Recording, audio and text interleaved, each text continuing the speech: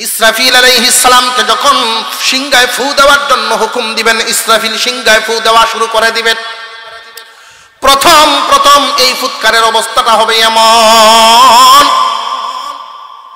এই ফুৎকারটা খুব মধুর একটা সুর হবে, খুব সুন্দর সুর। সুরের মাধুর্যতা এমন হবে, খুব মজা লাগবে। মানুষ তো তখন গান বাজনায় খুব উপনীত হবে, গান বাজনার মধ্যে মত্ত হবে। তখনকার সময়ের মানুষ এতটাই গান বাজনা এতটা পছন্দ করবে, গান বাজনায় অপছন্দকারী মানুষ খুব কম থাকবে, গান বাজনা পছন্দ করবে বেশিরভাগ মানুষ। খুব ভালো করে বুঝেন মুসলমান, ইসরাফিল আলাইহিস সালামের সিংহার ফুৎকারের আওয়াজটা প্রথম প্রথম মানুষের কাছে খুব মিষ্টি লাগবে, খুব মজা লাগবে। কিন্তু মজার বাজনা হইলেও বেশিক্ষণ শোনা যায় না, মাথার ধরে নিয়ে ধরব না। এই আওয়াজ যখন ক্রমান্বয়ে বাড়তেই থাকবে, বাড়তেই থাকবে, বাড়তেই থাকবে, বাড়তে বাড়তে অবশেষে মানুষ অতিষ্ঠ হয়ে যাবে। অতিষ্ঠ হয়ে যাবে, মানুষের অবস্থাটা কেমন হবে? আল্লাহ পাক রব্বুল আলামিন বলেন, ইয়াউমা ইয়াকুনুন নাসু কাল ফারাশিল মাবসুস। আল্লাহ বলেন, ওই বাতির সাইডে দেখেন পোকাগুলো যেইভাবে দৌড়তেছে, ওই আলামত বর্ণনা করেছে। ইয়াউমা ইয়াকুনুন নাসু কাল ফারাশিল মাবসুস, দিক বেদিক খারাপ কীট পতঙ্গের মতো মানুষ ছুটাছুটি করতে থাকবে। ওই দিন মানুষ মাথালের মতো হয়ে যাবে। এক আয়াতের মধ্যে আল্লাহ পাক বলেন, ইয়া আইয়ুহান নাসুত্তাকু রাব্বাকুম, হে দুনিয়ার মানুষ, আল্লাহর ভয় থেকে নিজেকে বাঁচাও, আল্লাহর আযাব থেকে নিজেকে বাঁচাও, আল্লাহর শাস্তি থেকে নিজেকে বাঁচাও। ইন্না জালজালাতাস সাআতি শাইউন আযীম।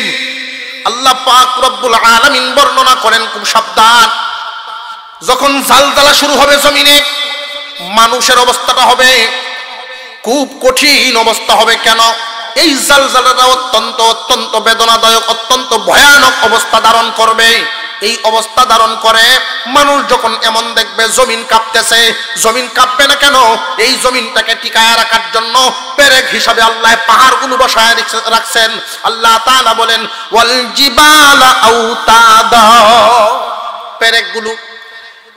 কিন্তু সিংহার আওয়াজটা এত বিকট হবে, বিকট বিকট আওয়াজের কারণে এই জমিন থেকে পাহাড়গুলো লড়ে যাবে। বিকট আওয়াজের কারণে জমিন থেকে যখন পাহাড়গুলো লড়ে যাবে, জমিনের উপরে যখন পাহাড়গুলো থাকবে না, তখন এই জমিনটা হেলতে দুলতে থাকবে। জমিন যখন হেলতে দুলতে থাকে, ভূমিকম্প হইলে মানুষের মধ্যে আতঙ্ক আসেনি না? আসে না? ওই ভূমিকম্প তো মাত্র কয়েক সেকেন্ডের, 18 সেকেন্ডের ভূমিকম্পে মানুষের অবস্থাটা এমন হয়। মাত্র 18 সেকেন্ডের ভূমিকম্প, 5 তলা উপর থেকে একজন মহিলা দুধের বাচ্চাটা থইয়া দৌড়ায় নামছে নিচে। 18 সেকেন্ডের ভূমিকম্প সহ্য করতে পারে নাই। কিন্তু ওই সময় তো আল্লাহ, ইদা জুলজিলাতিল আরদু জিলজালাহা, এই জমিন এভাবে কম্পন শুরু হয়ে যাবে। মহান আল্লাহ পাক কুরআনুল কারীমের ভিতরে বর্ণনা করেন, ইয়াউমা তারাউনাহা তাযহালু কুল্লু মুরজিআতিন আম্মা আরদাহা। আল্লাহ বলেন, দুগ্ধদানকারী মহিলা বাচ্চাকে বলে যাবে, দুধ দেওয়ার কথা বলে যাবে, তার যে একটা দুধের বাচ্চা আছে এই বাচ্চাটার কথা বলে যাবে, ওই দিকে তার কোনো খেয়ালই থাকবে না। ওয়াতাযাউ কুল্লু যাতি হামলিন হামলাহা। আল্লাহ পাক রব্বুল আলামিন বর্ণনা করেন, মানুষের অবস্থা হবে এমন, গর্ভবতী মহিলা গর্ভপাত করে ফেলবে। আল্লাহু আকবার, আল্লাহু আকবার। গর্ভবতী মহিলা গর্ভপাত করে ফেলবে, তার গর্ভের বাচ্চার কবর থাকবে না। ভয়ানক অবস্থা হবে তখন। ওয়াতারান নাসা সুকারা, মানুষ মাতালের মতো হয়ে যাবে। ওমা হুম বিসুকারা, শরীরা কোনো কিছু খায় নাই, খায়া মাতাল হয় নাই। ওয়ালাকিন্না আযাবাল্লাহি শাদীদ, আল্লাহর কঠিন আযাব দেখে ওরা তখন মাতালের মতো হয়ে যাবে। কি করলাম, কি ভুল করলাম, হায়রে ঈমান কেন আনলাম না? ঈমান যদি আনতাম তাহলে ঈমানওয়ালার সাথে আগেই বিদায় হয়ে যেতাম। ঈমান যদি আনতাম, ঈমানের উপরে যদি থাকতাম, তাহলে ঈমানদারদের সাথে অবশ্যই বিদায় হয়ে যেতাম। আল্লাহ পাক রব্বুল আলামিন জানায়া দিয়েছেন ঈমানদারদেরকে, দুনিয়াতে রাইকা দুনিয়া তিনি ধ্বংস করবেন না। ঈমানদার যারা তখন বেঁচে থাকবে, মহান আল্লাহ পাক একটা বাতাস জারি করবেন। এই বাতাসটা গিয়া গরম গরমটা সামান্য ইমানদারদের বগল তলায় লাগবে। ইমানদারদের বগল তলায় গরম বাতাসটা লাগার সাথে সাথেই সমস্ত ইমানদাররা দুনিয়ার জমিন থেকে বিদায় হয়ে যাবে। আল্লাহর কালামের ওই যে কুরআনুল কারীম আমরা দেখি, কোরআন শরীফের কপিটা পড়ে থাকবে, কোনো অক্ষর থাকবে না, সব সাদা হয়ে যাবে। মহান আল্লাহর কালাম আল্লাহর কাছে চলে যাবে। ইন্নাদ দুনিয়া খুলিকাত লাকুম ওয়া ইন্নাকুম খুলিকতুম লিল আখিরাহ। এই দুনিয়া বানাইলাম তোমাদের জন্য আর তোমাদেরকে বানাইলাম আখিরাতের জন্য। এই পৃথিবীতে এমন কোনো বস্তু নাই যেই বস্তুটা মানুষের মুখাপেক্ষী, অথচ মানুষ প্রত্যেকটা জিনিসের মুখাপেক্ষী। সূর্য যদি না থাকে, সূর্যের আলো ছাড়া মানুষ বাঁচবে। আর আমরা যদি কেউ না থাকি, সূর্যের কোনো ক্ষতি হবে। বাতাস ছাড়া আমরা বাঁচবো না, কিন্তু আমাদের ছাড়া বাতাস টিকেই টিকবে। এই পৃথিবীর জমিনে বসবাস করার জন্য যত প্রয়োজনীয় বস্তু আছে, একটু লক্ষ্য করে দেখেন, মানুষ দুনিয়াতে বেঁচে থাকার জন্য সবচেয়ে জরুর যেই বস্তুগুলো মহান আল্লাহ মানুষের জন্য সহজ করে দিছে। সূর্যের আলো, অক্সিজেন, বাতাস, এইগুলো জয়নগর বাজারের কোনো ব্যাপারই বেচতে পারবো? এইগুলো ছাড়া মানুষ বাঁচবে না। আল্লাহ বান্দার জন্য ফ্রি করে দিছেন। স্বর্ণের দাম বেশি না লোহার দাম বেশি? একজন মানুষ যদি জীবনে স্বর্ণ ব্যবহার তো দূরের কথা, চোখেও না দেখে জীবন চলা থামবে না? কোনো অসুবিধা হবে? কিন্তু লোহা ছাড়া মানুষ চলতে পারবো? সবকিছুতে তো লোহার দরকার আছে না নাই? লাউ কাটলেও তো লোহা লাগবো।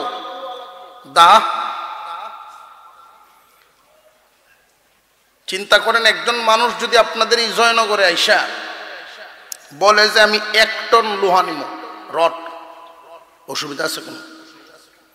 যদি 3 মণ স্বর্ণ নিতাম, জমিদারের বাড়ি কইয়া গেছি গা। আল্লাহর শুকর কেমনে আদায় করবো আমরা?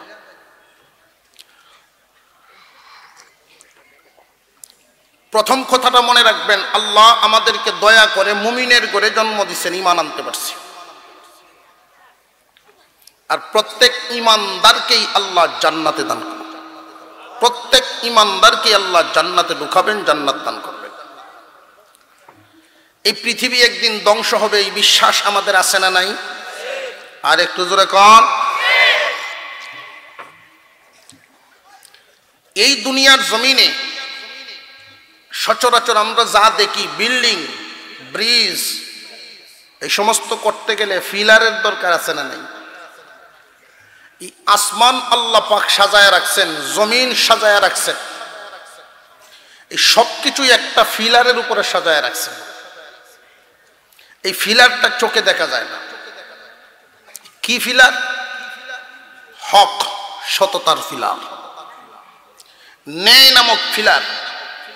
এই পিলারটা যখন ধ্বংস হয়ে যাবে, সমাজের নৈতিকতা নষ্ট হয়ে যাবে, মহান আল্লাহ পাক এই দুনিয়া রাখবেন না, সব ধ্বংস করে দিবেন।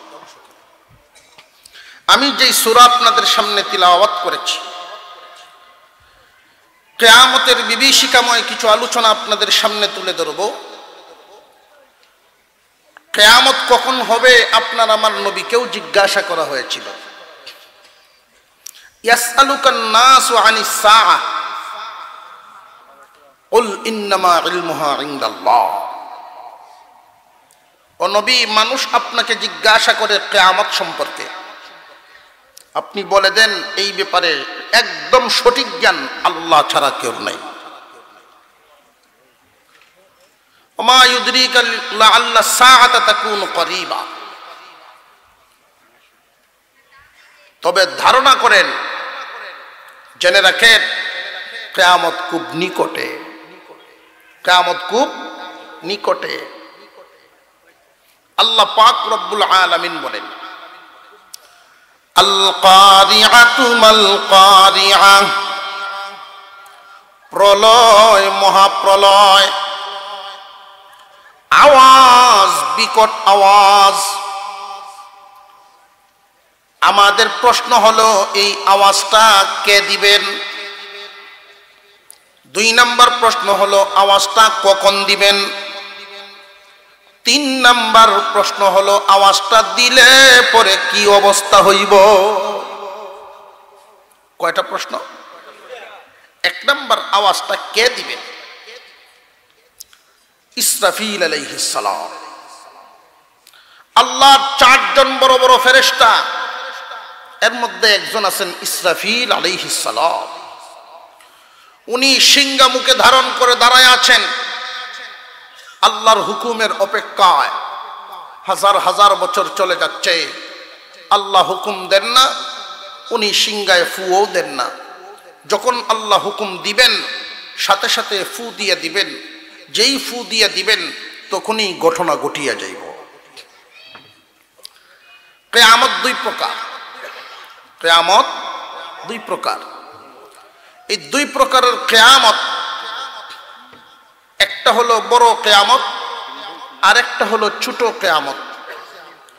ছোট কিয়ামত প্রত্যেকটা মানুষের মরণ, এটাই ছোট কিয়ামত। যার যখন মরণ হবে তার জন্য কিয়ামত হয়ে যাবে। যার যখন মরণ হয় তার কিয়ামত তখনই হয়ে যায়। আরেকটা হলো বড় কিয়ামত, ব্যক্তিগত কিয়ামত, সমষ্টিগত কিয়ামত। ব্যক্তিগত কিয়ামত যার যার মরণের সাথে সাথে, সমষ্টিগত কিয়ামত ইসরাফিলের সিংহার মাধ্যমে। ইসরাফিলের সিংহায় ফু দিবেন, মহান আল্লাহর হুকুম হবে যখন। মহান আল্লাহর এই হুকুমটা হবে কখন কেউ জানে না, একমাত্র জানেন কে? আল্লাহ। এমনকি আজরাইল আলাইহিস সালাম যে মানুষের জান কবজ করেন, এই আজরাইলও জানে না কখন এই কিয়ামত হবে। ছোটটাই বলেন বড়টাই বলেন, একজন মানুষের মৃত্যু কখন হবে এই খবর একমাত্র জানেন আল্লাহ। আজরাইলও জানে না। আজরাইল কখন জানে? আল্লাহ যখন জানান। মুসলমান ইমানদার ভাইরা আমার, এই বড় কিয়ামতের কিছু আলামত নবীজি সাল্লাল্লাহু আলাইহি ওয়াসাল্লাম আমাদেরকে শুনাইছেন, হাদিস শরীফে বর্ণনা আছে। এর মধ্যে কয়েকটা আলামত আমি আপনাদের সামনে বর্ণনা করব। এই আলামত আবার 2 প্রকার। আলামতগুলো 2 প্রকার। কিছু আলামত বড়, কিছু আলামত ছোট। এই ছোট আলামতগুলো শুরু হয়ে গেছে, দুনিয়ার জমিনে সংগঠিত হয়ে গেছে, প্রকাশ পাওয়া গেছে। বড় বড় আলামতের মধ্যে একটা আলামত, পশ্চিম আকাশে সূর্য উদয় হবে। এখন তো প্রতিদিন পূর্ব দিক থেকে সূর্য উদয় হয়, পশ্চিম দিকে অস্তমিত যায়। হঠাৎ করে একদিন সূর্য পূর্ব দিকে উঠবে না, পশ্চিম দিক থেকে উঠা শুরু হবে। আল্লাহর রাসূল বলেন তখনই তওবার দরজা বন্ধ হয়ে যাবে। আমরা যেই আসমান চোখে দেখতে পাই, ওই আসমানের পশ্চিম আকাশে 70 মাইল প্রশস্ত একটা দরজা আছে। ওই দরজা দিয়া দুনিয়ার কোনো মানুষ যখন কোনো ইমানদার গুনাহ করে ফেলে, আর সে সাথে সাথে তওবা করে কান্নাকাটি করে, সে ভুল পথ থেকে সহি পথে ফিরে আসার জন্য তওবা করে, ওই তওবা ওই দরজা দিয়া ঢুকিয়ে আল্লাহ পর্যন্ত পৌঁছে যায়। কিন্তু যেদিন সূর্য পশ্চিম আকাশে উদয় হবে, ও দুনিয়ার মানুষ, ওই দরজাটা সেদিন বন্ধ হয়ে যাবে। বড় আলামত শুরু হয়ে যাবে। পশ্চিম আকাশে সূর্য উদয়, মানুষ দৌড়াদৌড়ি করবে।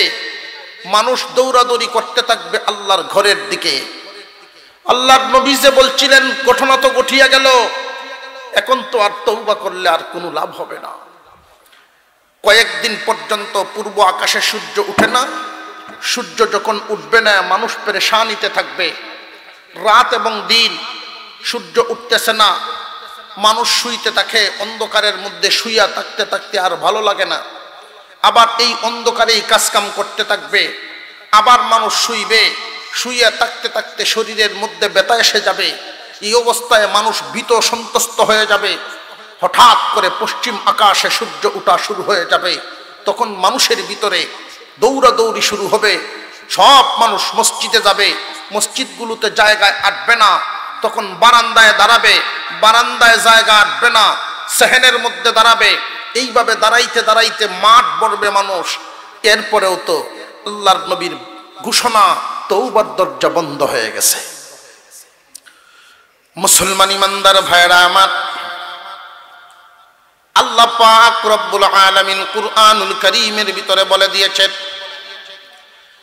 রে দুনিয়ার মানুষ, তোমাদের অপকর্মের মাধ্যমে, তোমাদের অপকর্মের দ্বারায় এই দুনিয়ার জমিনটাকে ধ্বংস করে দিও না।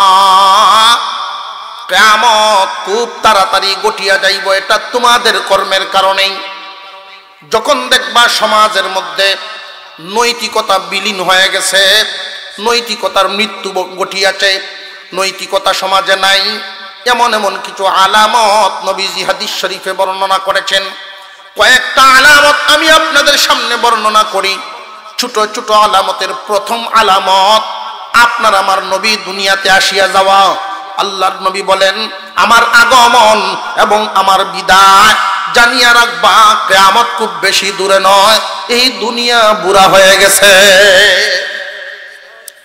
এই দুনিয়া বুড়া হয়ে গেছে, তোমরা জানিয়া রাখবা। কিছু নৈতিকতা তোমাদের সামনে আমি তুলে ধরলাম, এই নৈতিকতা যদি তোমরা অটল থাকতে পারো, তখন দুনিয়ায় কিয়ামত হবে না। এই নৈতিকতার যখন মরণ হবে, জানবা কিয়ামত ঘটিয়া যাবে। আল্লাহর পয়গম্বর বলেন,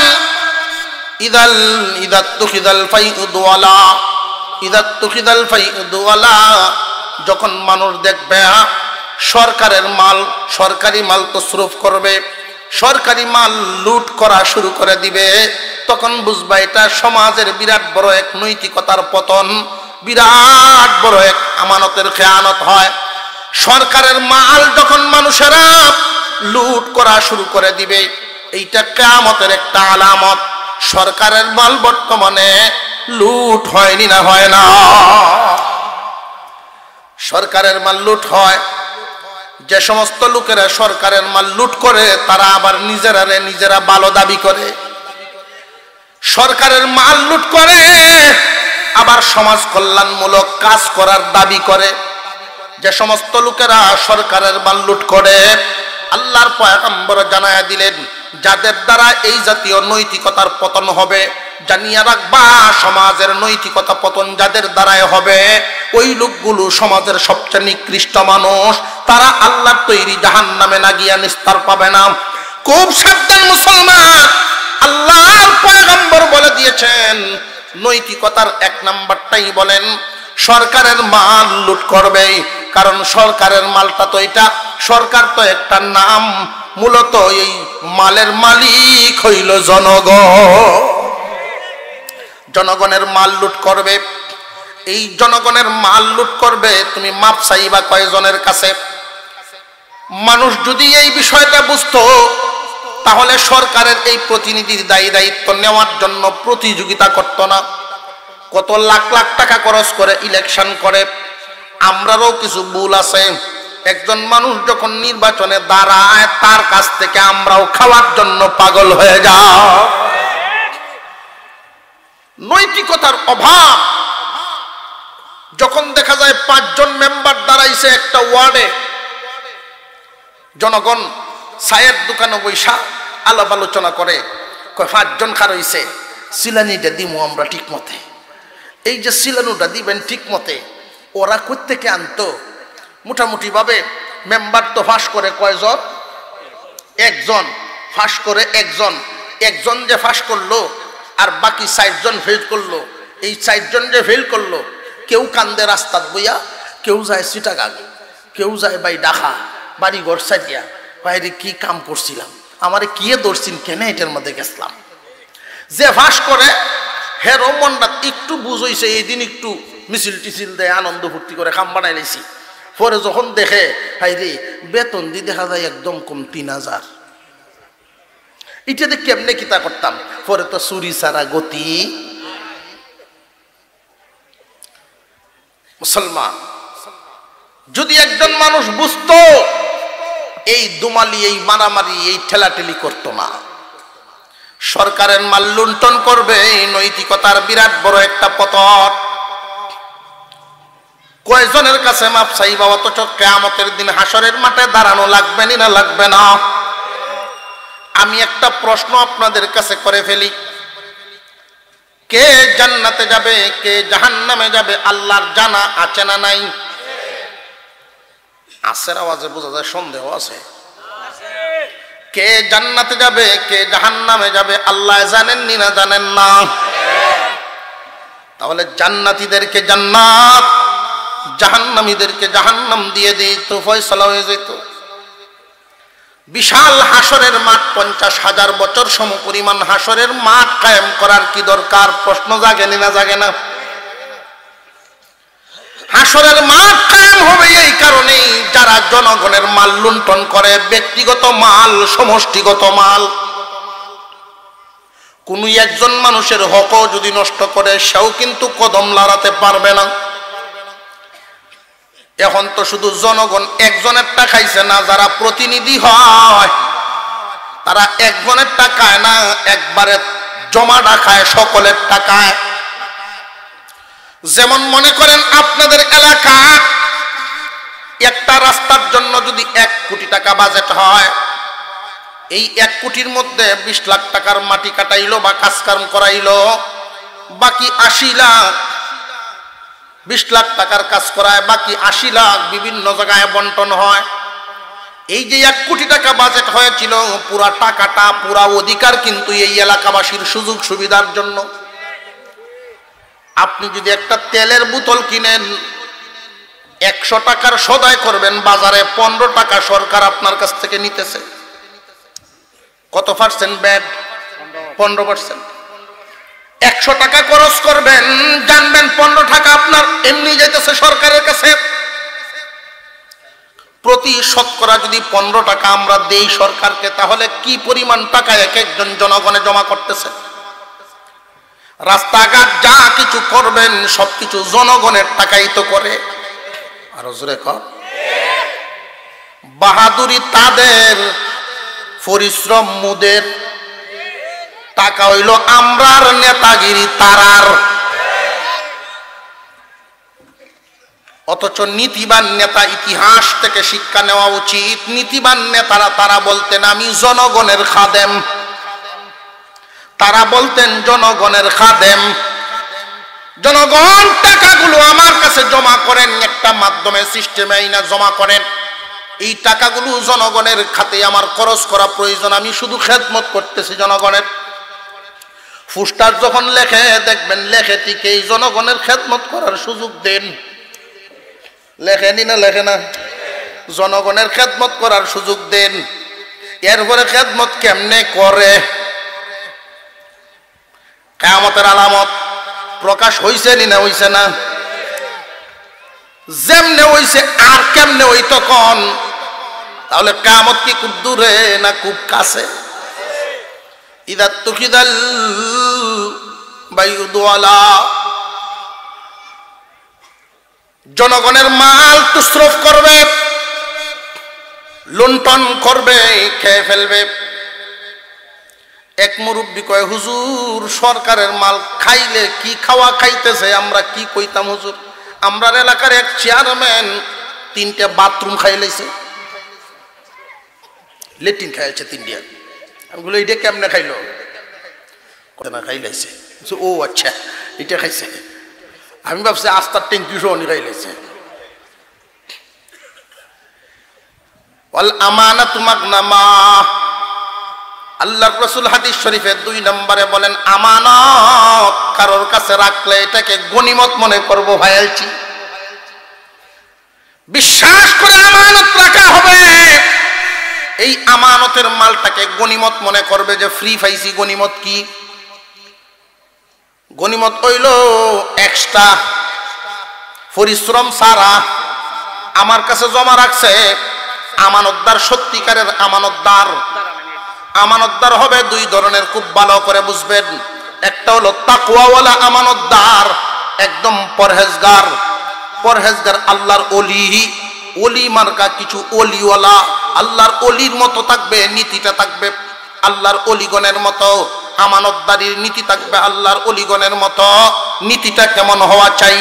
আল্লাহ রব্বুল আলামিন এমন ব্যক্তিকেই পছন্দ করবেন যেই মানুষটার কাছে আমানত রাখবেন, যেই সুতাটা দিয়া বেঁধে দিল, টাকাগুলো দিলেন, যেই নোটগুলো দিছেন, যেইভাবে দিছেন, যেই জিনিসটা যেমনে দিছেন হুবহু আপনার কাছে আমানত রাখছেন, চাওয়া মাত্রই আপনি হুবহু দিয়া দিলেন। এটা হইলো অলিগণের মতো আমানত। আর একটা জায়েজ পন্থা আছে পরহেজগারি, ওইটাও সঠিক আছে, জায়েজ আছে, অনুমতি দেওয়া আছে। আমানত যখন আপনার কাছে রাখবেন, ভাই নেও 10,000 টাকা তোমার কাছে আমানত রাখলাম, ব্যাংকে আমার কোনো অ্যাকাউন্ট নাই, ঘরেও তুমি সেভ নাই, তোমার কাছে আমানত রাখলাম, তোমার ঘরে সিন্ধুক আছে, নাও 10,000 টাকা রাখলাম। তখন যদি আপনি বলেন ঠিক আছে, তোর অনুমতি যদি পাই, আমার দরকারে আমি খরচ করতে পারি কিনা, যদি অনুমতি দেস আমি খরচ করব, চাওয়া মাত্রই তোরে দিয়া দিব। যদি তাই হয়, চাওয়া মাত্র সত্যি আপনি দিয়া দেন, খরচ করলেন আপনার মতো, কিন্তু চাওয়ার সাথে সাথে দিয়া দিলেন, এটাও জায়েজ। এটা হইলো জায়েজ, আর আগেরটা হইলো উত্তম। এটা হইলো জায়েজ, আর আগেরটা হইলো উত্তম। কিন্তু এখন তো বর্তমান যুগে দেখা যায় আমানত থইছে একজনের কাছে, সে আড়াই গেছে, ফলাই গেছে। এমন ঘটনা আছে না নাই? আমানতের খেয়ানত করনেওয়ালা মানুষ সমাজের মধ্যে প্রকাশ পাবে। আমানতের খেয়ানত, কারোর কাছে কোনো কিছু থইয়াই শান্তি নাই, শান্তি নাই ভাবা যায় না, চিন্তায় তাহা লাগে আইরে না জানি কি তা হয়। আমানতের খেয়ানত, এই আমানতের খেয়ানত শুধু জনগণে করে না, ব্যাংকেও হয়। আমানতের খেয়ানত, আপনি বিকাশে টাকা তৈছেন, দেখা যায় চুরি উড়ি লই গেছি। আমানতের খেয়ানত, আল্লাহর পয়গম্বর বলেন আমানতের খেয়ানত প্রকাশ হবে আগান। আমানতের খেয়ানত করবে মানুষ, আমানতদার পাওয়া যাবে না। সমাজের মধ্যে আমানতদারের অবনতি। এমন একটা যুগ ছিল, মানুষের কাছে মানুষ আমানত রাখতো, যেমনে রাখতো এমনি পাইতো। কিন্তু এখন ওই সমাজ নাই, এখন সমাজে মানুষ নীতিহারা হয়ে গেছে। ওয়াজ যাকাত মাগরামা, যাকাতকে মানুষ জরিমানা মনে করবে। বহু ধনী ধনী মানুষ আছে, ওরা যাকাতরে হিসাব করে দেয় না। জানিয়ে রাখবেন মুসলমান, এই জন্যই দাদার সম্পদ নাতি পর্যন্ত পৌঁছে না। দাদার সম্পদ নাতি পর্যন্ত পৌঁছে না, যাকাত দেয় না, মালের হক আদায় করে না। মালের হক আদায়ের ব্যাপার আছে না নাই?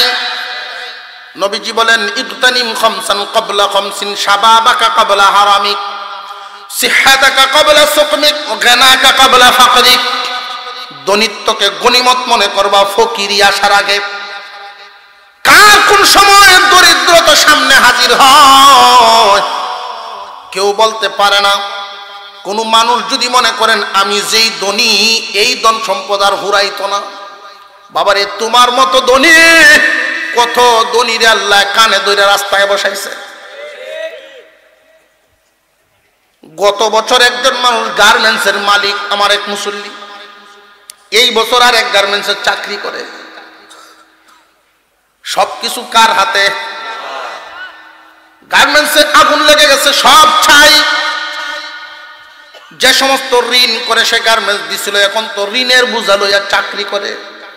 বিবি বাচ্চা নিয়ে বাসা ভাড়া থাইকা কোন রকম চলাটাই তার কষ্ট। সমস্ত কিছুর মালিক কে? 5 আল সম্পদের মালিক একটা মাত্র ছেলে। এই 5 আল সম্পদের মালিক একটা মাত্র ছেলে। লোকটা কি গরিব না মোটামুটি ধনী? এই 5 আল সম্পদ যাইতে মাত্র লাগছে 5 বছর। এলাকায় মার্ডার হইছে, এই ছেলে 1 নম্বর আসামি। ছেলেকে বাঁচাইতে খরচ করতে করতে, জায়গা বেচতে বেচতে 5 বছরে সব শেষ। একটা মামলা লাগছে মাত্র। সহায় সম্পত্তি দেওয়ার মালিক আল্লাহ, নেওয়ার মালিকও। এই জন্য নবীজি বলেন, মাল যখন তোমার কাছে আছে মালের হক আদায় করবা। আল্লাহর দেওয়া মাল সম্পদ পায়া অনেক সময় অনেক মানুষ হক আদায় করে না, যাকাত দেয় না, দান খয়রাত, সাধারণ দান তো দূরের কথা, যেটা তার উপরে ফরজ এটাই আদায় করে না। মসজিদে যে সমস্ত লোকেরা নামাজ পড়ে, এই নামাজি মানুষগুলো খুব ভালো করে বুঝবেন, নামাজি মানুষেরা যদি হিসাব নিকাশ করত, নামাজ যেমন ফরজ যাকাতও তো ফরজ। সম্পত্তি হিসাব করে আমাদের এই বাংলাদেশের মানুষগুলো যদি যাকাত আদায় করত, বেশি দিন লাগতো না, গরিব গুরাবা থাকতো না। গরিব মানুষ তো থাকতো না, যাকাত দেয় না মানুষ। কিন্তু যারা যাকাত দিবে না, কিয়ামতের দিন এদের জন্য সাজার ব্যবস্থা আছে, খুব ভালো করে জানিয়ে রাখবেন। দুনিয়ার সহায় সম্পত্তি হিসাব করে যদি যাকাত না দেওয়া হয়, খুব আযাবের সম্মুখীন হবে মানুষ। যাদের ঘরে পরিমাণ মতো স্বর্ণ আছে, যাকাত দেওয়ার মতো এই স্বর্ণের যাকাত দেয় না, আগুনের শিকল বানায় গলায় লটকায় দেওয়া হবে। মুসলমান ইমানদার ভাইয়েরা আমার, এক নাম্বার বললাম সমাজের অবনতি হবে, নৈতিকতার অবনতি। সরকারি মাল তসরুফ করবে, জনগণের মাল খেয়ে ফেলবে, জনগণের মাল লুণ্ঠন হবে, এক নাম্বার। আল্লাহর নবী বলেন 2 নম্বরে আমানতের খেয়ানতকারী হবে। 3 নাম্বার, যাকাতকে মানুষ আদায় করবে না, জরিমানার মতো মনে করব। যদি একজন মানুষের কাছে 1 লাখ টাকা 1 বছর পর্যন্ত পড়িয়া থাকে, 2,500 টাকা তার জন্য যাকাত। 2.5% শতকরা 40 ভাগের 1 ভাগ, শতকরা 2.5%। 40 ভাগের 1 ভাগ যদি হয় 1 লাখে কত? 2,500। এই 2,500 টাকা যাকাত দেওয়া তার কাছে জরিমানার মতো মনে হইল। অথচ গান ওদের 10,000, এমনও পাবলিক আছে গান ওদের 10,000 হিসাব করে যাকাত আদায় করবে না।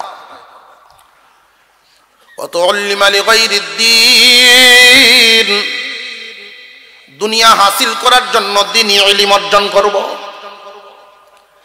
দুনিয়ার কাছে ইলমটারে দুনিয়ার পিছনে ব্যয় করে দিবে। খুব ভালো করে বুঝবেন, যে সমস্ত মানুষ এই ইলমকে দুনিয়ার পিছনে ব্যয় করে দেয়, আলেম হবে দুনিয়া কামানোর জন্য। সন্তানকে যদি কেউ এই উদ্দেশ্যে আলেম বানায়, কিয়ামতের আলামত। খুব সাবধান, যদি কেউ মনে করে তুমি পড়ো মাদ্রাসাত পড়ো, বক্তা হইবা না, গাড়িতে দৌড় বা। যিনি বক্তা হইছেন এই আশায় কোনোদিন পড়েন নাই, জানেই না যে বক্তা হইব। নিয়ত সহি করিয়া যদি দেন যে জানাজা যদি ভরা দিবার ফরজ, কুরআনের হাফেজ হবে, আলেম হবে। হাফেজ আলেম হইলে আল্লাহ রিজিকের অভাব দিবে না, এটা আল্লাহর ওয়াদা আছে। যারা হাদিস পড়ে, কোরআন পড়ে, আল্লাহ পাক এদেরকে না খাওয়ায়া রাখেন না। আমার এক মুসল্লি আমার জিজ্ঞাসেন, হুজুর আমরার বেতন আর আপনার বেতন আসমান জমিন ব্যবধান। 1.5-2 লাখ টাকা বেতন পাই, মাসের শেষে 25 তারিখেই টাকা খালি হয়ে যায়। আর আপনারা দাঁত দিয়ে গেলে সুগ্রাণ করে। ঘটনা কি, আপনারা চলুন কেমনে, চিন্তা বিন্তাও নাই কোনো। বলে আল্লাহই চালায়। এর সে কিতা কইতাম, আল্লাহ চালায়। আসলে কে চালায়? আরো জোরে কয় না হুজুর কিছু আছে মনে হয়, হুজুর গোপন কিছু আছে। আমি বললাম যে আচ্ছা যাই হোক, গোপন কিছু থাকলে আরেকদিন কইমু। তো বেটাও খুব নিশা করে রাখছে, আমারে নিব তার বাসা দিয়ে গোপনটা বের করবার লাগে। তো জুমার দিন বেতন ভাইয়া বাজার উজার করিয়া আমি তো প্রতি সপ্তাহে 1 দিন যাই ঢাকায়। জুমা পড়াইছি তো বেটা আগের সিরিয়াল দিয়ে রাখছে, হুজুর আমার বাসায় খানা খাইব। দস্তরখান বইয়ে খানাত বইয়ে ওই বেটার এই কথা বাইর করতো, হুজুর কেমনে আপনারা এত বালা বালা খাওয়ান, বালা বালা চলন কেমনে? আমি কইছি এমনে। যে এমনে মানে এই যে বেতন পাইছুন আপনি আর খাই আমি। হুজুর বুঝে লাইছি এখন বুঝছো। আল্লাহ পাক রব্বুল আলামিন ইজ্জত দিয়েছেন উলামায়ে কেরাম ওয়ারাসাতুল আম্বিয়া। কোনো আলেম যদি কোনো এলাকায় ঢুকে যায়, একজন হক্কানি আলেম আপনার গ্রামে ঢুকেছেন, এই গ্রামের যত মুর্দেগান আছে বদামলের কারণে যদি এদের কবরে আযাব হইতে থাকে, আল্লাহ পাক 40 দিনের জন্য আলেমের বরকতে স্টপ করায় দিবেন। কোন আলেম আপনার ঘরে চলে গেছেন, মনে করবেন একজন নবী আসছে, ওরাসাতুল আম্বিয়া, আপনার কপাল ভালো। কিন্তু এমন কপাল ভোরাও আছে, কোন আলেম যদি কেউ বাড়িতে গিয়ে জিজ্ঞাসা করে, ভাই সব বাড়ির মনে হচ্ছে সিমেন্টের বস্তা নিতে হয়েছে, মনে হয় চাউলের বস্তা একটা নিতে হয়েছে মাদ্রাসার লাগে। ভাইও এটা তো বোঝা দরকার, হুজুরের লাগি নেয় না মাদ্রাসার লাগি। দ্বীনি ইলমের জন্য, দ্বীনি ইলম জিন্দা রাখার চেষ্টায় আছে তারা। ফুরুত্তারে তো খবর ভাড়া গিয়ে বাড়িত নাই, তো বাচ্চা হয়তো শুধু বাচ্চা মানুষ বুঝছে না, গিয়ে হুজুর আব্বা হয়ে দিছে, আব্বা বাড়িত নাই। এমন কপাল বড় তো আছে। হুজুর আকরাম সাল্লাল্লাহু আলাইহি ওয়াসাল্লাম বলেন, মানুষের নৈতিকতার অবনতি হবে কিয়ামতের আগে। কিয়ামত কখন ঘটবে? আমরা প্রশ্ন করেছিলাম, আল কারিয়াতু মাল কারিয়া, আওয়াজ, বিকট আওয়াজ। এই বিকট আওয়াজটা কে দিবেন? আল্লাহ হুকুম দিবেন। আওয়াজটা দিবেন কে? ইসরাফিল আলাইহিস সালাম।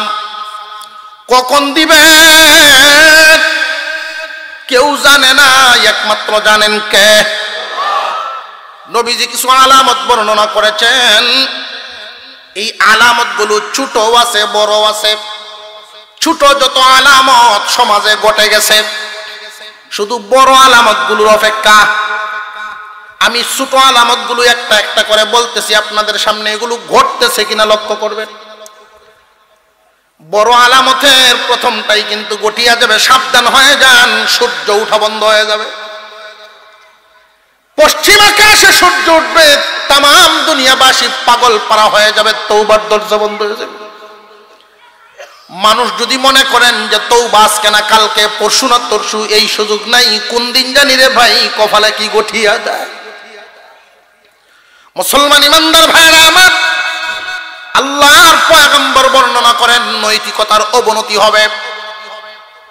এক নাম্বার, জনগণের মাল মানুষের লুণ্ঠন করবে। প্রতিনিধিরা জনগণের মাল লুণ্ঠন করে ফেলবে। জনগণের মাল লুণ্ঠনের অবস্থা আছে না নাই? রিপোর্ট পাওয়া যায়, আশ্চর্যজনক ব্যাপার।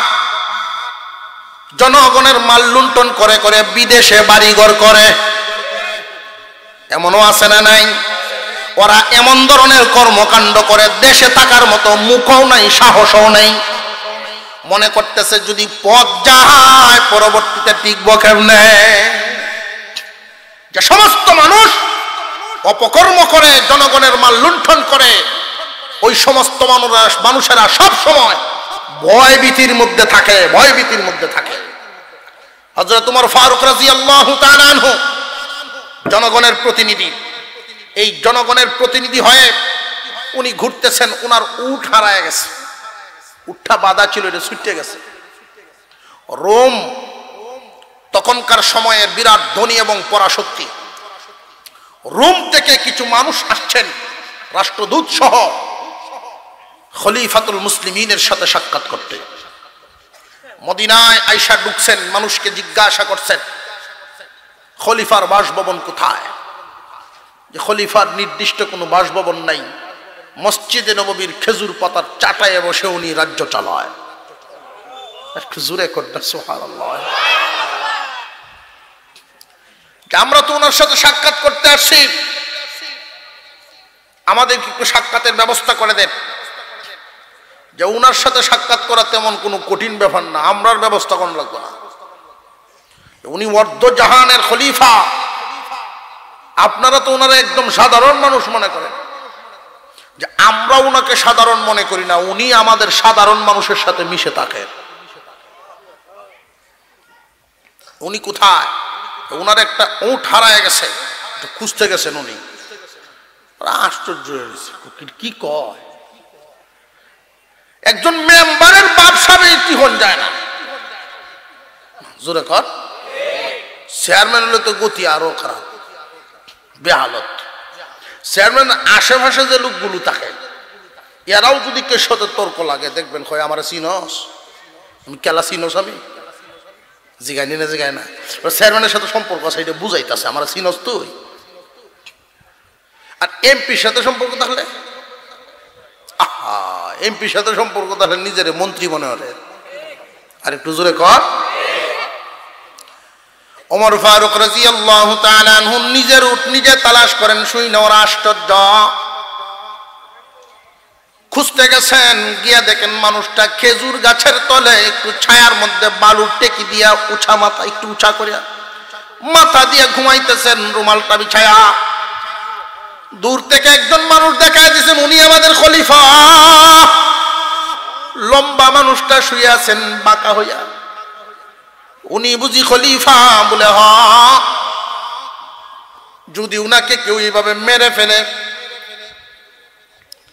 হযরত উমর উঠলেন ঘুম থেকে, উঠাই দেখেন মেহমানরা আসছেন। হুজুর, যদি আপনার উপরে কোনো হামলা হয়।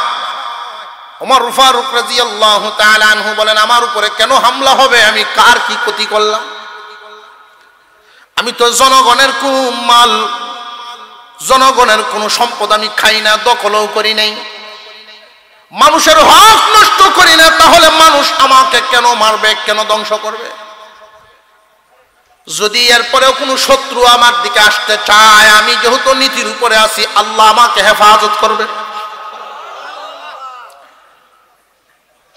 মুসলমান ইমানদার ভাইরা আমার, কিন্তু বর্তমান মুসলমান আছে, মুসলমানের নেতারাও আছে, ওরা ফৌজ সারার সাথে সাথে বাগবার জন্য বিটকিসও রেডি আছে। আরো জোরে কর। বিভিন্ন দেশে বাড়িঘরও বানায়া রাখছে। এতগুলো যে কথা বললাম, এই জন্য দায়ী কে? দায়ী আমরাই। আজকে যদি এই এলাকার সবচেয়ে বড় আলেম উনি যদি ঘোষণা দেন যে আমি আগামীতে উপজেলার চেয়ারম্যানের নির্বাচন করব, আপনারা ওনার ডাকে যাবেন ঠিক, কিন্তু ভোট দিবেন না। জোরে কর। অনেকেই বলতে পারেন ভোট দেওয়ার ফতির তো থাকে না, একজনের ভোট একজনে দিলা, বুড়া বেটায় গিয়ে দেখে ভোট দিয়েছে আর একজনে। কসাসা জানকে বাড়িতে আপনার বিবিটাও দেওয়া উঠছে। এখন বুড়া কান্দা শুরু করছে, মুরব্বী মানুষ কান্দাছে। আপনি কান্দেন কেন? আমার বিবি মারা গেল 3 বছর হয়েছে। হ্যাঁ, যে বুট দিয়ে গেল, আমার তো দিককে গেল না।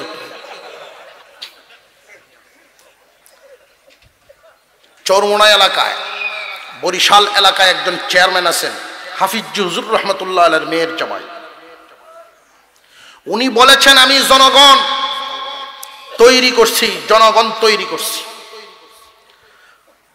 মহিলাদেরকে বলছি, এমন জাতের জুতা ফাও দিবা খুলতে যেন দেরি না হয়।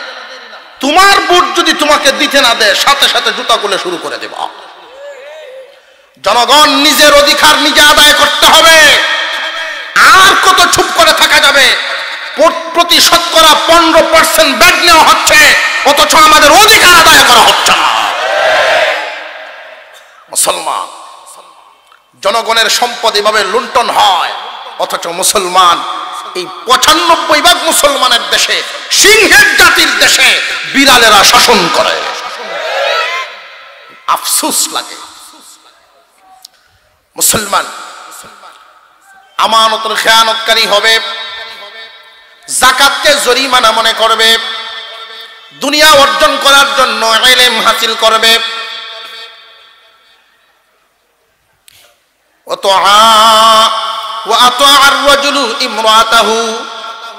আল্লাহর নবী বলেন, নৈতিকতার আরেকটা বড় ঘটনা ঘটবে। পুরুষরা নারীর নেতৃত্ব মানা শুরু করবে। গড়ে হোক, ইউনিয়নে হোক, থানায় হোক, রাষ্ট্রে হোক, পুরুষরা যখন নারীর কথায় চলা শুরু করবে, দেশের পরিস্থিতি তো 12টা বাজতেই আছে, সংসারের অবস্থাও খুব একটা ভালো না। আর একটু জোরে কর। স্বামী স্ত্রী দুইজন যদি বাজারে যায়, স্বামী যদি পছন্দ করে যে এই জিনিসটা তো খুব পছন্দ হয়েছে, বেডি যদি একটা কুদান দুধ মতো দিতে পারে আধা ঘন্টার লাগিন চুপ জোরে কর যদি কর চুপ করো সেই দেখবেন বন্ধ হয়ে আসছে। বাজারে মহিলারা যে ঘোরা শুরু করে আশ্চর্য ব্যাপার, ব্যাগটা লইয়া ফিসে দেয়া ঘুরতেছে গোলামের মতো, আর মহিলা সামনে দেয় আডে রানীর মতো। আছে না নাই? সাবধান হয়ে যান প্রত্যেকেই। আমরা মা বোনরা আমরা নিজেরা যদি কন্ট্রোল না করি, নিজেদেরকে নিজেরা যদি কন্ট্রোল করতে না পারি, তাহলে একদিন পস্তাতে হবে মুসলমান, পস্তাতে হবে, বিরাট বেকায়দায় পড়ে যাবে। খুব সাবধান। যে সমস্ত পরিবারের নেতৃত্ব দেয় নারীরা, ওই পরিবার সঠিক সিদ্ধান্তে পৌঁছতে পারবে না, বিশৃঙ্খলা থাকবেই, অশান্তি থাকবে শুধু। এই জন্য সময় মতে কন্ট্রোল করার চেষ্টা করবেন। ও আতাআর রাজুলু ইমরাতাহু, আল্লাহর নবী বলেন যখন দেখবা মহিলারা নেতৃত্ব দিচ্ছে পুরুষদের উপরে, পুরুষরা রে গুড়ায় নারীরা, বেশিরভাগ শতকরা 40% তো হবেই, 40% পরিবারের নারী নেতৃত্ব চলতেছে। চলেনি না? চলে না? মুসলমান ইমানদার ভাইরা আমার, হুজুর আকরাম সাল্লাল্লাহু আলাইহি ওয়াসাল্লাম বলেন ওয়াকা উম্মুহু, মানুষের নীতি এতটাই নিচে যাবে, মা বাবার অবাধ্য হবে সন্তান, মাকে মানবে না, মা বাবার অবাধ্য সন্তান আছে না নাই? ওয়া আদনা সাদিকাহু ওয়া আকসা আবাহু, মানুষের নীতি এতটাই নিচে নেমে যাবে, দূরের মানুষকে কাছের মনে করবে, বন্ধু বানাবে, দূরের মানুষগুলোরে বন্ধু বানাবে, অথচ নিজের বাবারে দূরে সরায় দিব। নিজের উপার্জিত সম্পদ বন্ধু বান্ধবের পিছনে খরচ করবে, কিন্তু বাবার পকেটে একটা টাকা নাই, লক্ষ্য করে না। বন্ধু বান্ধবের মহলে বৈশা হাজার হাজার টাকা আড্ডা মেরে খাটায় দিবে, কিন্তু বাবার পরনে সিরা লঙ্গি। আল্লাহর নবী এগুলো আরো আগেই বলে গেছেন, এগুলো নৈতিকতার অধপতন। হুজুর আকরাম সাল্লাল্লাহু আলাইহি ওয়াসাল্লাম আরেকটা বলেছেন, ওয়া যাহারাতিল আসওয়াতু ফিল মাসাজিদ, যাহারাতিল আসওয়াতু ফিল মাসাজিদ, মসজিদের ভিতরে মানুষের আওয়াজ হবে, হুড়গুল হবে বড় বড়।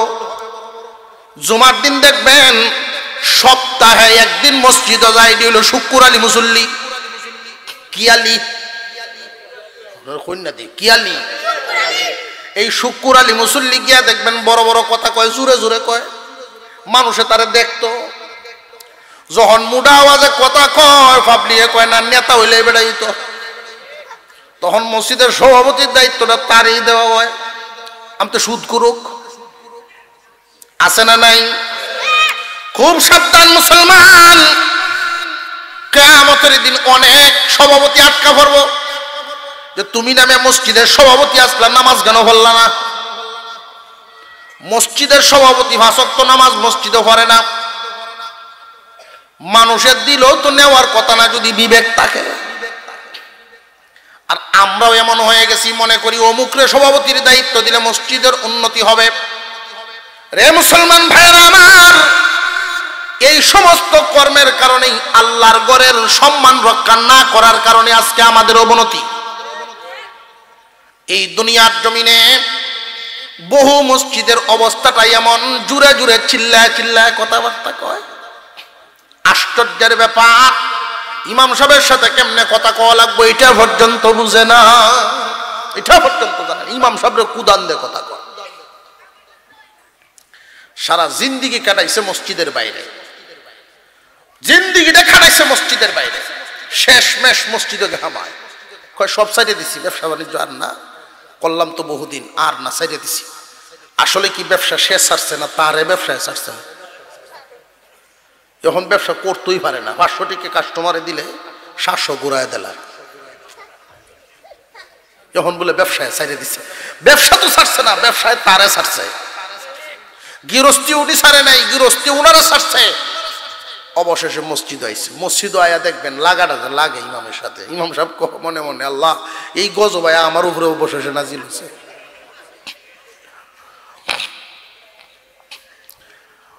যাহারাতিল আসওয়াতু ফিল মাসাজিদ, মসজিদে খুব উঁচা উঁচা আওয়াজে কথা বলবে, এটা কিয়ামতের আলামত।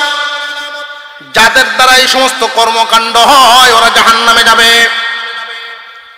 খুব সাবধান, খুব সাবধান, এই কাজগুলোর থেকে নিজেরে গোটায় রাখবেন। কারণ কিয়ামত যখন সংগঠিত হবে, কিয়ামত দুই প্রকার। একটা কিয়ামত তো নিশ্চিত, কখন হয় কেউ কইতে পারে না। ব্যক্তিগত কিয়ামত, আজরাইল আইলেই তো খেলা শেষ। গতকাল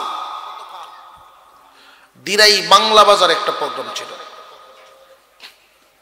তো ওরা লেখাইছে আজকে, ওই হচ্ছে গতকালকে, জুরে জব্বরে দৈরিয়া হাত দর্জন আয়া অনুরোধ করিয়া নে হাজির। এরপরে সময় ধরতে পারছি না আরেক প্রোগ্রামে। আশ্চর্যের যে কথাটা শোনাতে যাচ্ছি, মাগরিবের পরে মিরপুরি হুজুর বয়ান করছেন, এশার নামাজ হচ্ছে মাঠে। সাল্লা থানার এক লোক আসছেন বয়ান শোনার জন্য, এশার পরে আমার বয়ান শুনবেন, ঘোষণা হয়েছে। নামাজের ভিতরে লোকটা মারা গেছে। মৃত্যু কত দূর, এই বিষয়টা আছে আমাদের ভিতরে। আল্লাহু আকবার। যদি একটা মানুষ এই চিন্তাটা করে, সে অন্যায় করতে পারে না। মৃত্যু আমার কাছে, আমি যে অন্যায়টা করছি এই হালতেই যদি মরণ হয়ে যায়, মানুষটাই ভুল কাজ করতে পারে না। মুসলমান ইমানদার ভাইরা আমার, মানুষের নৈতিকতা কত নিচে চলে যাচ্ছে। দূরের মানুষকে কাছের মনে করবে, কাছের মানুষকে দূরে ঠেলাইয়া দিব। আত্মীয় স্বজন রক্তের সম্পর্ক, তাদেরকে দূরে ঠেলাইয়া দেয়, কিন্তু দূরের মানুষগুলোর কাছে টানে। শ্বশুর বাড়ির মানুষের পিছনে যেই পরিমাণ খরচ করে, নিজের বাবার বংশের মানুষের কাছে এই পরিমাণ খরচ করে না। শাশুড়িকে শ্বশুরকে যেই পরিমাণ আপ্যায়ন করে, যেই পরিমাণ সম্মান দেয়, মা বাবাকে এই পরিমাণ সম্মান দেয় না। আস্তে আস্তে কইছি, মার সাথে দেখবেন ধমকায় ধমকায় কথা বলে, বাবার সাথে ধমকায় ধমকায় কথা বলে, কিন্তু শ্বশুরে যদি ডাক দেয় অমুক কই, জিয়াব্বা জিয়াব্বা কই হাজির হয়। ঠিক না বে ঠিক?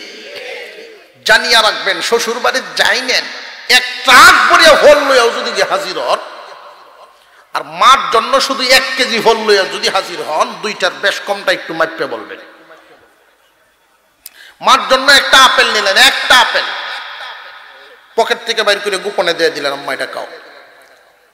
ও ফুত, আমার লাগিন কেল লাগিন রে ফুত, কি দরকার আছেন রে বাবা। মন খুব খুশি হয়ে গেছে। কিন্তু শ্বশুর বাড়িতে এক ট্রাক নিচে গিয়া, অন্য অন্য জামাই রানে 5 কেজি 10 কেজি, আর আপনি একটা ট্রাক ভরে দিচ্ছে।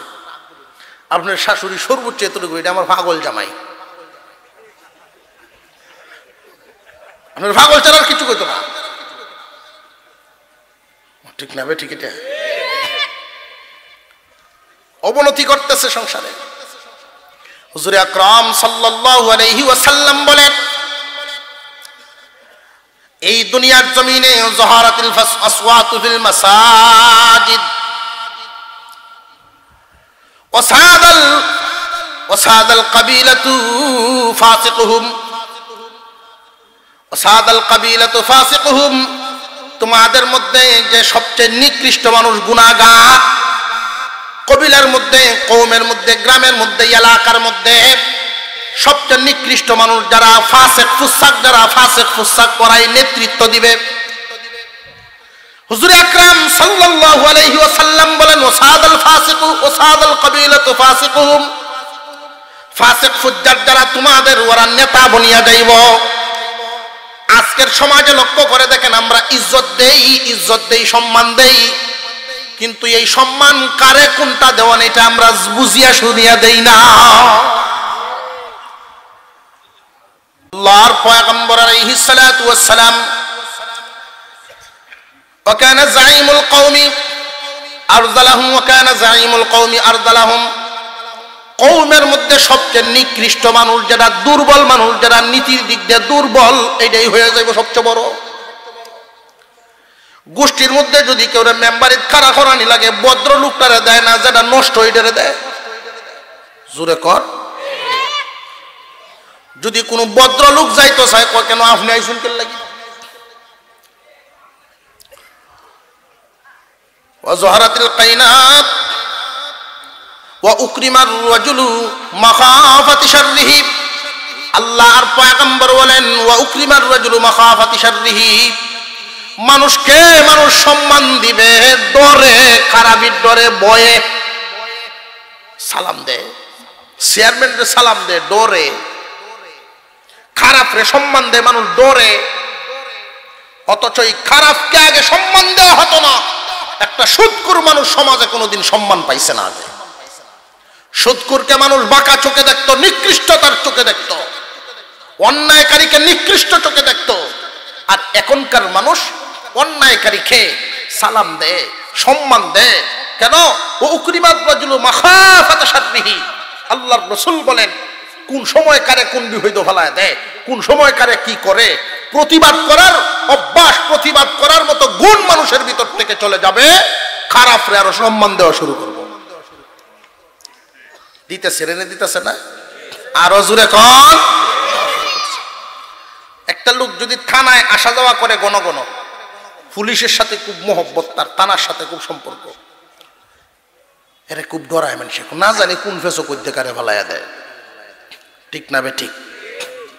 হুজুর সাল্লাল্লাহু আলাইহি ওয়াসাল্লাম অগ্রিম বলে দিয়েছেন, এই ঘটনাগুলো যখন ঘটতে থাকবে তখন বুঝবা আল্লাহ পাক কিয়ামত ঘটাইয়া দিবেন। আরো কিছু আছে, এগুলো বলতে গেলে আর সামনের দিকে আগানো সম্ভব না। আল্লাহ তাআলা হুকুম দিয়ে দিবেন। ইসরাফিল আলাইহিস সালাম, আল কারিআতু মাল কারিআ ওয়া মা আদরাকা মাল কারিআ ইয়াউমা ইয়াকুনুন নাসু কাল ফারাশিল মাবসুস ওয়া তাকুনুল জিবালু কাল ইহনিল মানফুস। আল্লাহ বলেন আল কারিআতু মাল কারিআ, বিকট আওয়াজ, বিকট আওয়াজ। ইসরাফিল আলাইহিস সালাম যেই সিংহাটা মুখে ধারণ করে দাঁড়ায় আছেন, ওই সিংহাটা কেমন, ওই সিংহাটা কেমন? অনেক সময় অনেক বন্ডারায় দেখবেন মহিষের শিং লইয়া ঘুরে। যদি তারে জিগায় এটা কি কয়, এটা সিংহা, ইসরাফিলের সিংহা। ইসরাফিলের সিংহা বলে মহিষের সিংহের মতো। ইসরাফিল আলাইহিস সালাম মুখে ধারণ করে আছেন যেই সিংহাটা, ওই যে তামাম পৃথিবী যেখানে আমরা বসবাস করি, এই তামাম পৃথিবীটা সিংহার ছিদ্র দিয়ে আসা যাওয়া করবে, দুই সাইডে দিয়ে লাগবে না। চিৎকার দিয়ে বলেন আল্লাহু আকবার। যেই মুখে ধারণ করে আছেন ওই মুখটা না জানি কত বড়।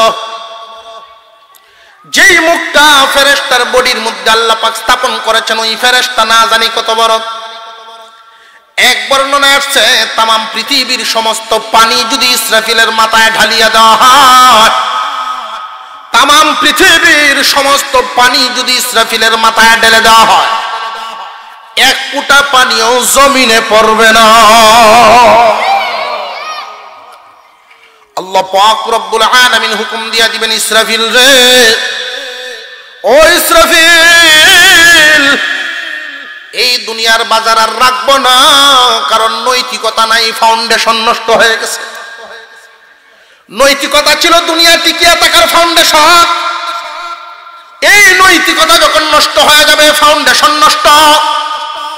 20 তলা বিল্ডিংটা টিকবে কেমনে যদি ফাউন্ডেশন নষ্ট হয়ে যায়?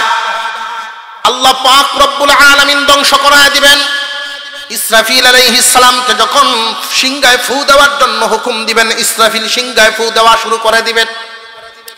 প্রথম প্রথম এই ফুৎকারের অবস্থাটা হবে এমন,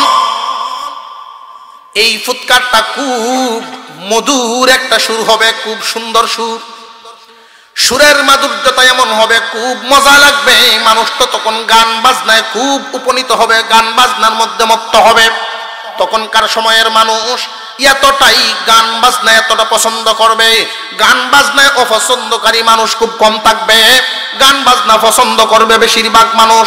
খুব ভালো করে বুঝেন মুসলমান, ইসরাফিল আলাইহিস সালামের সিংহার ফুৎকারের আওয়াজটা প্রথম প্রথম মানুষের কাছে খুব মিষ্টি লাগবে, খুব মজা লাগবে, কিন্তু মজার বাজনা হইলেও বেশিক্ষণ শোনা যায় না, মাথার ধরে নিলে ধরব না। এই আওয়াজ যখন ক্রমান্বয়ে বাড়তেই থাকবে, বাড়তেই থাকবে, বাড়তেই থাকবে, বাড়তে বাড়তে অবশেষে মানুষ অতিষ্ঠ হয়ে যাবে। অতিষ্ঠ হয়ে যাবে, মানুষের অবস্থাটা কেমন হবে? আল্লাহ পাক রব্বুল আলামিন বলেন, ইয়াউমা ইয়াকুনুন নাসু কাল ফারাশিল মাবসুস। আল্লাহ বলেন, ওই বাতির সাইডে দেখেন পোকাগুলো যেইভাবে দৌড়তেছে, ওই আলামত বর্ণনা করেছেন।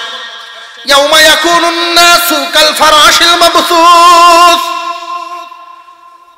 দিক বেদিক খারাপ কীট পতঙ্গের মতো মানুষ ছুটাছুটি করতে থাকবে। ওই দিন মানুষ মাথালের মতো হয়ে যাবে।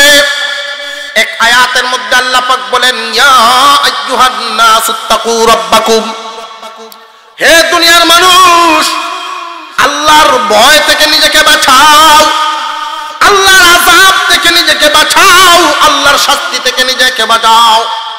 ইন্না জালজালাতাস সাআতি শাইউন আযীম। আল্লাহ পাক রব্বুল আলামিন বর্ণনা করেন, খুব সাবধান, যখন জালজালা শুরু হবে জমিনে, মানুষের অবস্থাটা হবে খুব কঠিন অবস্থা হবে। কেন? এই জালজালাটা অত্যন্ত অত্যন্ত বেদনাদায়ক, অত্যন্ত ভয়ানক অবস্থা ধারণ করবে।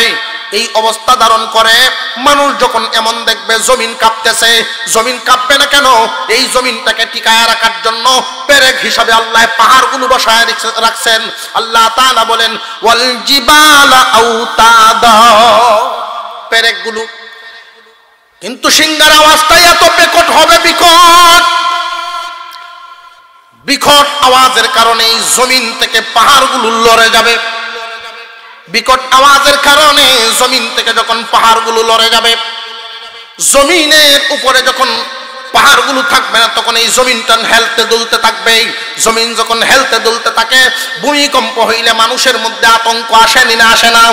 ওই ভূমিকম্প তো মাত্র কয়েক সেকেন্ডের, 18 সেকেন্ডের ভূমিকম্পে মানুষের অবস্থাটা এমন হয়। মাত্র 18 সেকেন্ডের ভূমিকম্প, 5 তলা উপর থেকে একজন মহিলা দুধের বাচ্চাটা থইয়া দৌড়ায় নামছে নিচে। 18 সেকেন্ডের ভূমিকম্প সহ্য করতে পারে নাই। কিন্তু ওই সময় তো আল্লাহ, ইদা জুলজিলাতিল আরদু জিলজালাহা, এই জমিন এভাবে কম্পন শুরু হয়ে যাবে। মহান আল্লাহ পাক কুরআনুল কারীমের ভিতরে বর্ণনা করেন, ইয়াউমা তারাউনাহা তাযহালু কুল্লু মুরজিআতিন আম্মা আরদাহা। আল্লাহ বলেন, দুগ্ধদানকারী মহিলা বাচ্চাকে বলে যাবে, দুধ দেওয়ার কথা বলে যাবে, তার যে একটা দুধের বাচ্চা আছে এই বাচ্চাটার কথা বলে যাবে, ওই দিকে তার কোনো খেয়ালই থাকবে না। ওয়াতাযাউ কুল্লু যাতি হামলিন হামলাহা। আল্লাহ পাক রব্বুল আলামিন বর্ণনা করেন, মানুষের অবস্থা হবে এমন, গর্ভবতী মহিলা গর্ভপাত করে ফেলবে। আল্লাহু আকবার, আল্লাহু আকবার। গর্ভবতী মহিলা গর্ভপাত করে ফেলবে, তার গর্ভের বাচ্চার কবর থাকবে না। ভয়ানক অবস্থা হবে তখন। ওয়াতারান নাসা সুকারা, মানুষ মাতালের মতো হয়ে যাবে। ওমা হুম বিসুকারা, শরীরা কোনো কিছু খায় নাই, খায়া মাতাল হয় নাই। ওয়ালাকিন্না আযাবাল্লাহি শাদীদ, আল্লাহর কঠিন আযাব দেখে ওরা তখন মাতালের মতো হয়ে যাবে। কি করলাম, কি ভুল করলাম, হায়রে ঈমান কেন আনলাম না? ঈমান যদি আনতাম তাহলে ঈমানওয়ালার সাথে আগেই বিদায় হয়ে যেতাম। ঈমান যদি আনতাম, ঈমানের উপরে যদি থাকতাম, তাহলে ঈমানদারদের সাথে অবশ্যই বিদায় হয়ে যেতাম। আল্লাহ পাক রব্বুল আলামিন জানায়া দিয়েছেন ঈমানদারদেরকে, দুনিয়াতে রাইকা দুনিয়া তিনি ধ্বংস করবেন না। ঈমানদার যারা তখন বেঁচে থাকবে, মহান আল্লাহ পাক একটা বাতাস জারি করবেন। এই বাতাসটা গিয়া, গরম বাতাসটা সামান্য ঈমানদারদের বগল তলায় লাগবে। ঈমানদারদের বগল তলায় গরম বাতাসটা লাগার সাথে সাথেই সমস্ত ঈমানদাররা দুনিয়ার জমিন থেকে বিদায় হয়ে যাবে। আল্লাহর কালামের ওই যে কুরআনুল কারীম আমরা দেখি, কোরআন শরীফের কপিটা পড়ে থাকবে, কোনো অক্ষর থাকবে না, সব সাদা হয়ে যাবে। মহান আল্লাহর কালাম আল্লাহর কাছে চলে যাবে। মুসলমান ইমানদার ভাইরা আমার, বিকট আওয়াজ শুরু হয়ে যাবে, একটা মানুষও থাকবে না, মানুষ কান ফেটে কলিজা ফেটে মারা যাবে। জমিনের ভিতর থেকে সব স্বর্ণের খনি, গ্যাসের খনি বাহির হয়ে আসতে থাকবে। মানুষ এক একজন আরেকজনকে জিজ্ঞাসা করবে কি হালত শুরু হয়ে গেল, কি দেখতেছি এগুলো কেন? জমিন তখন বান্দার সাথে কথা বলতে থাকবে, এগুলো তোদের নাফরমানির কারণে। ওই যে নীতি হারা হয়ে গেছে তোমরা, সমাজের মধ্যে নীতি না থাকার কারণে আজকে এই দুনিয়া প্রকম্পিত হয়ে গেছে, দুনিয়া ধ্বংস হওয়া শুরু হয়ে গেল। জমিনটা যখন একাকার হয়ে যাবে, একটা পাহাড় আর একটা পাহাড়ের সাথে টক্কর লাগা শুরু হয়ে যাবে। প্রথমে পাহাড়গুলো হেঁটে চলার গতিতে চলবে, জায়গা ছেড়ে দিবে। গারো পাহাড় বলেন, চীনা পাহাড় বলেন, সমস্ত পাহাড়গুলো জায়গা ছেড়ে যখন হাঁটার গতিতে চলতে থাকবে, এই সিংহার ফুৎকারের আওয়াজ আরো বিকট হতে থাকবে।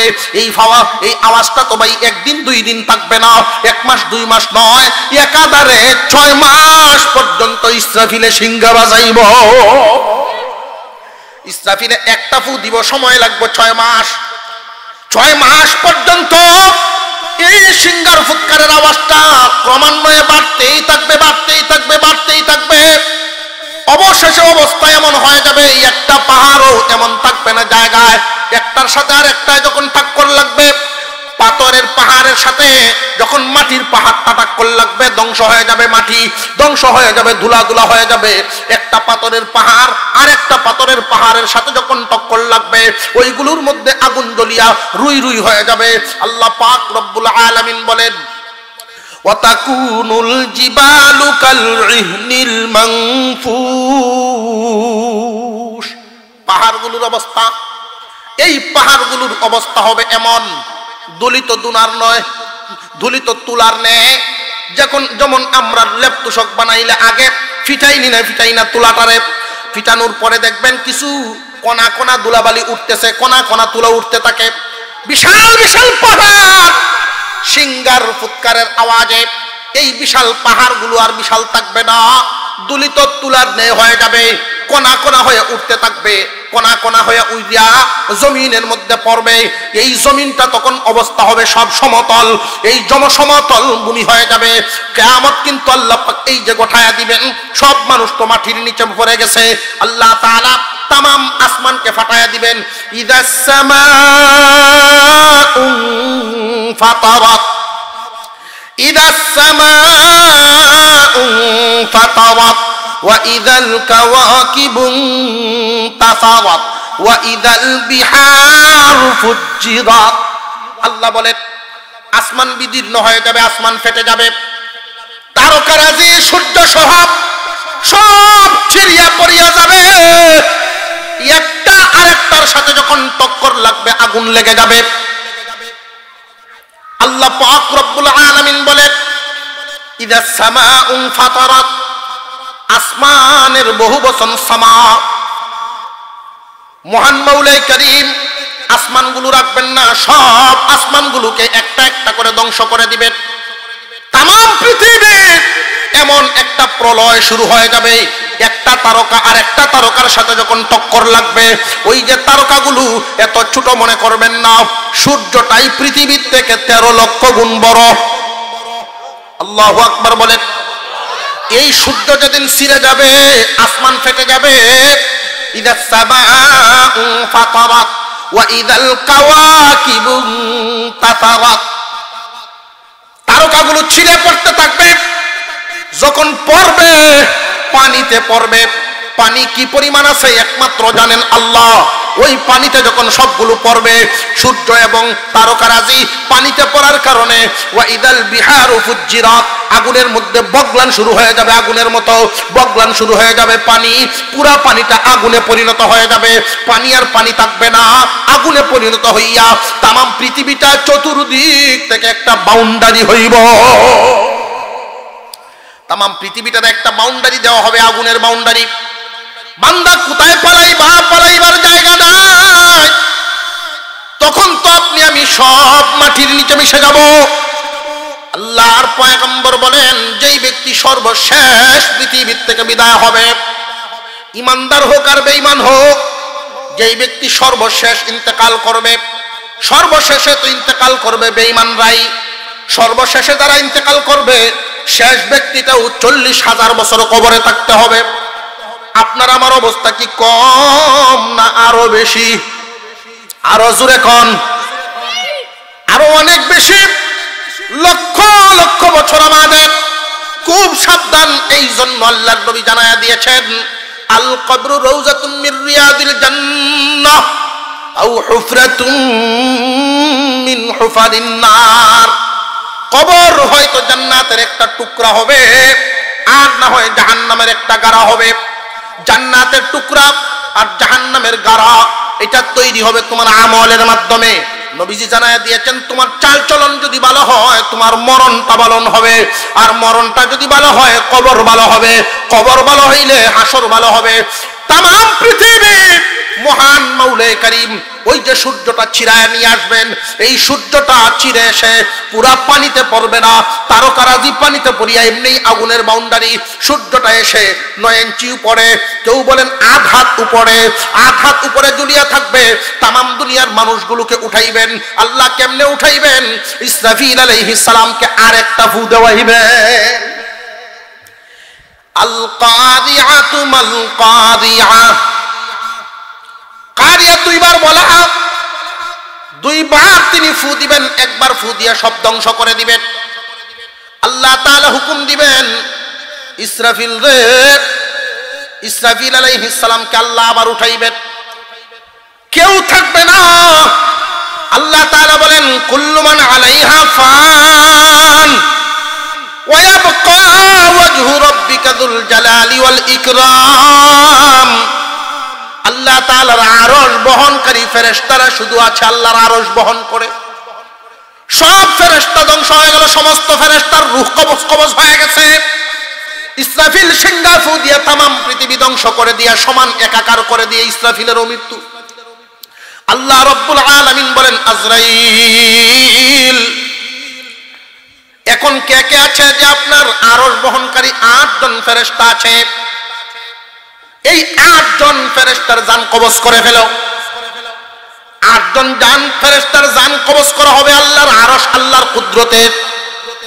আল্লাহর আরশ আল্লাহর কুদরতি হুকুমের মাধ্যমে ঝুলে আছে, টিকে থাকবে। আল্লাহ পাক রব্বুল আলামিন বলবেন, আজরাইল এখন কে? এখন তুমি আর আমি, এবার তোমার জানটা তুমি কবজ করে ফেলো। আজরাইল আলাইহিস সালাম নিজের জান নিজে যখন কবজ করেন, আজরাইল বর্ণনা করবে, জান কবজ বুঝি এতই অবস্থা, জান কবজ বুঝি এত কঠিন। আজরাইলের যখন মরণ হবে আল্লাহ রাব্বুল আলামিন তখন ডাক দিবেন, রে দুনিয়ার জমিনে যারা আমি আল্লাহ ছাড়া খোদা দাবি করতা, তোমরা আজকে কোথায়? কেউ নাই, সব ধ্বংস হয়ে গেছে, একমাত্র আল্লাহ থাকবেন। সবকিছু ধ্বংস হয়ে গেছে, সবকিছুর হবে লয়, একমাত্র আমার আল্লাহ রাব্বুল আলামিন থাকবেন।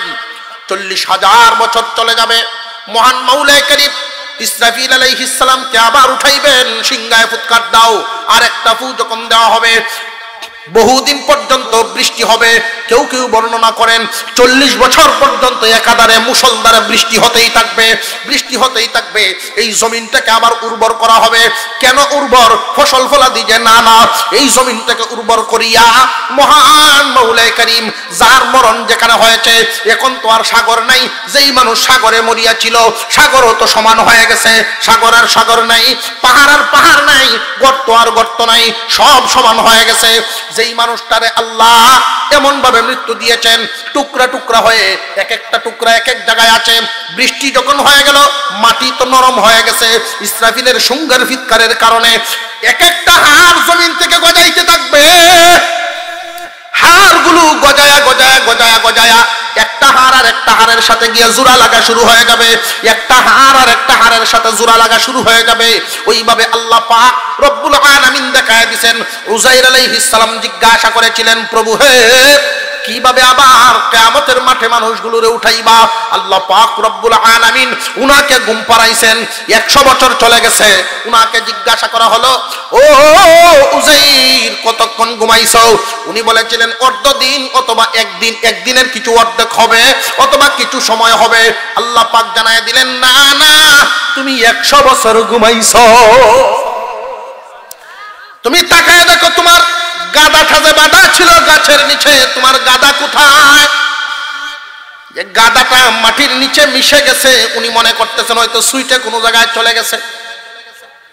আঙ্গুরগুলোর দিকে তাকাও, ফল ফ্রুটের দিকে তাকাও, এই ফলগুলো দেখা যায়, এই ফলগুলো দেখা যায় সজীব সতেজ ফলগুলোর কোনো অসুবিধা নাই।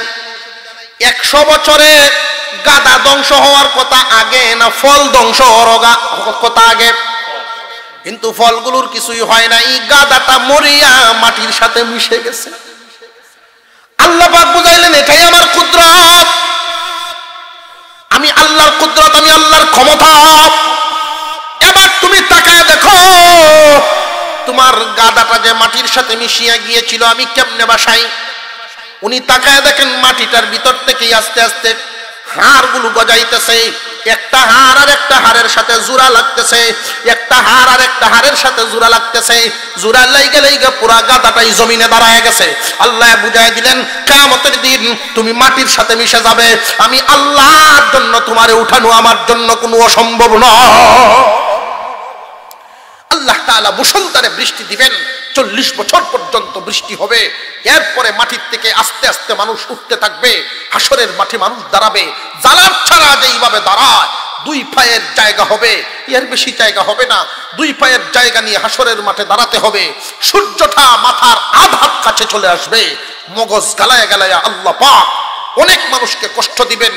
যারা আল্লাহর নাফরমানি করেছে আল্লাহ পাক বলবেন, রে দুনিয়ার মানুষ, আমি তোদেরকে কোন নিয়ামতটা দেই নাই আর তোরা কি পরিমাণ নাফরমানি করেছস।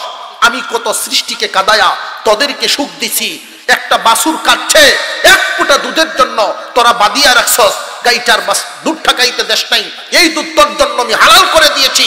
গাবিটার দুধটা সকালবেলায় যখন দহন করেছ, দুধ তুমি নিয়ে খাইছো, মজা করিয়া খাইছো। বাছুরটা মার কাছে গিয়ে অভিযোগ করছে আমার পেট ভরে নাই। এই বাছুরে মার নাকে মুখ, বাছুরটা মা গাবিটা বাছুরের নাক মুখ চুটিয়া দিয়া চাইতে চাইতে আদর করিয়া দিয়ে বুঝাইছে, আল্লাহ তোরে আমারে সৃষ্টি করছেন মানুষের সেবার জন্য, এত কষ্ট দিলাম প্রাণীকে।